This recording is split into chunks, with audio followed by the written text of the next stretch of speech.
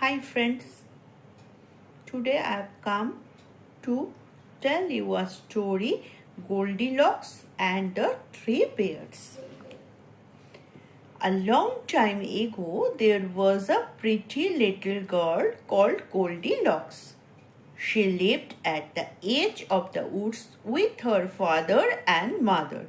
One day Goldilocks was naughty and her mother sent her to her room without breakfast. Goldilocks was so upset with her mother that she climbed out through the window and ran away into the woods. As she wandered around in trying hard to find the path, Goldilocks started to remember all the stories that her mother had told her about the big bad wolf and the bad-tempered bears that lived in the forest. She remembered what her mother had said would happen to naughty children who ran away from home. At last Goldilocks stumbled into a clearing in the woods. There in the middle was a little cottage with smoke curling up through the chimney. Goldilocks was glad to see the cottage. She ran eagerly towards it, seeing the door open. She went inside calling out in a meek voice, "Is anybody at home?" Nobody answered her. Three bears lived in the cottage.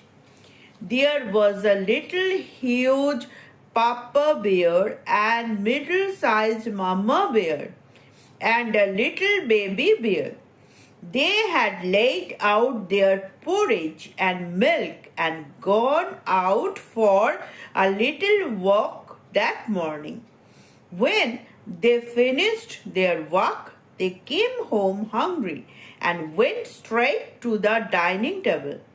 Papa Bear went over to his chair. He stopped suddenly and stared at his chair and at his spoon on the table. "Somebody has been sitting in my chair," he growled angrily and his deep voice. Mama Bear went to her place at the table. She too stopped and started at her chair and at bowl of porridge. "Somebody has been sitting in my place.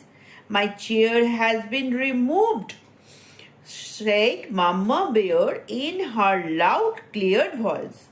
"Somebody has been sitting in my chair and somebody has eaten up my breakfast," cried little baby bear in his squeaky little voice. She walked into the kitchen.